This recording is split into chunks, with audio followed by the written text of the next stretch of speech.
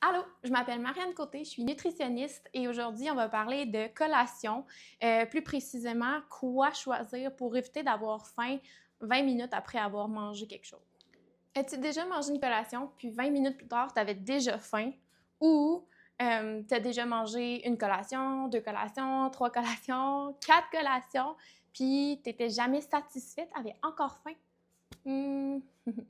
Aujourd'hui, je vais te montrer comment bien choisir une collation complète pour éviter que tu aies toujours faim puis que tu puisses avoir de l'énergie tout au long de la journée. Pourquoi prendre une bonne collation? Une bonne collation qui est complète, ça va t'aider à avoir de l'énergie tout au long de ta journée, à pouvoir jouer avec tout le monde, tous tes amis, à pouvoir rester concentré aussi là, à l'école et aussi à éviter d'avoir tellement faim qu'on arrive affamé au prochain repas. Une collation complète, ça va être composé de 2 joueurs. On se rappelle, on en a déjà un petit peu parlé dans la capsule précédente. Le premier joueur, super important à avoir dans ta collation, c'est une source de protéines. On en a déjà aussi un petit peu parlé. Des sources de protéines, on retrouve ça surtout dans les produits laitiers comme le fromage, le yogourt, surtout le yogourt grec, dans le lait, la boisson de soya aussi. On retrouve des protéines dans les noix, les graines, si c'est permis à ton école. On a aussi des protéines dans les légumineuses. Donc, j'ai des exemples ici. Des légumineuses, c'est par exemple des pois chiches, des lentilles, des haricots, rouge, noir, blanc, toutes les couleurs, bref. On en a aussi dans des edamame, donc les protéines dans les edamame. On peut retrouver des edamame là, pour les collations, par exemple, comme c'est ici. Donc, c'est des edamame qui sont séchés et assaisonnés. Il y en a plein de sortes. C'est de plus en plus populaire aussi. C'est sûr que c'est un petit peu plus dispendieux, des produits comme ça, donc on peut toujours aussi les faire à la maison, au four. Donc, il y a plein de recettes disponibles sur Internet pour des exemples. Le deuxième grand joueur qu'on veut avoir dans notre collation, c'est une source de soit un produit céréalier ou un fruit ou légume. Donc, on a le choix. Des exemples, ça pourrait être par exemple un muffin, une galette, une boule d'énergie. Ça pourrait être aussi une tranche de pain, pourquoi pas, une petite tartine. Ça pourrait être aussi un rouleau, un roulé un tortilla, par exemple, avec une banane dedans, puis un beurre de soya ou un beurre de noix de graines, par exemple.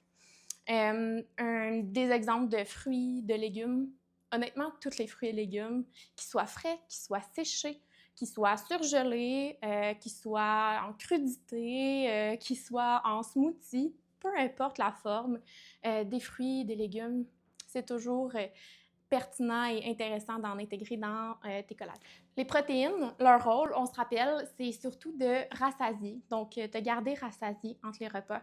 Si tu manges juste un biscuit, admettons, ou une pâte d'ours, par exemple, ou une barre-tendre pour ta collation, ça se peut vraiment que tu aies faim dans quelques minutes parce que c'est pas assez rassasiant. Il manque un petit peu de protéines. On pourrait donc rajouter un petit yogourt à côté de ça ou des petits cubes de fromage ou même un œuf cuit dur.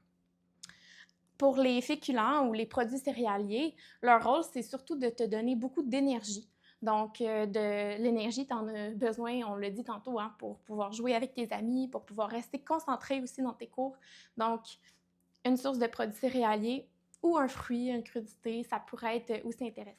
Petite astuce économique, ça peut vraiment valoir la peine d'acheter à l'épicerie des plus gros formats de certaines choses, puis de les séparer en petites portions individuelles à la maison, soit dans des plats réutilisables ou des sachets, des ziplocs, peu importe.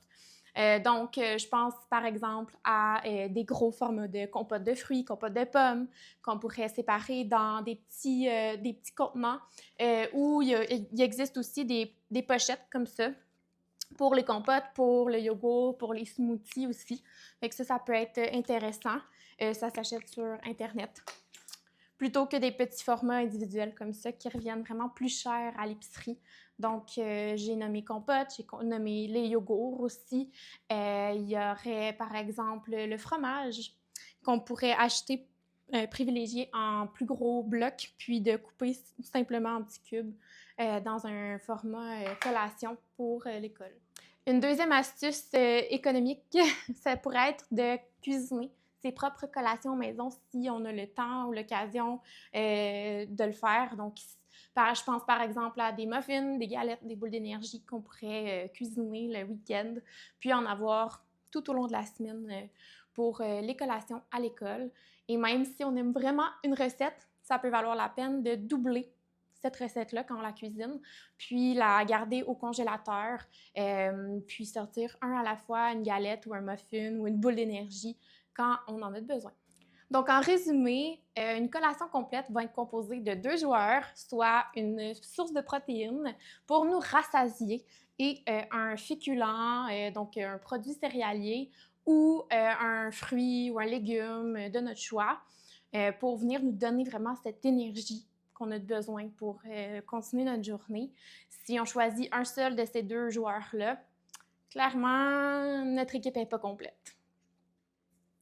Pour le défi de la capsule, je te lance celui de regarder attentivement dans ton lunch, à savoir est-ce que j'ai ma protéine, donc est-ce que j'ai mon aliment qui va être rassasiant et est-ce que j'ai mon aliment qui va me donner beaucoup d'énergie. Donc avoir ces 2 joueurs-là dans tes collations du matin, dans tes collations de l'après-midi, puis pourquoi pas ta collation du soir aussi, si tu as l'habitude d'en manger. Donc vraiment porter attention d'avoir ces 2 joueurs-là à toutes tes collations ou le plus possible.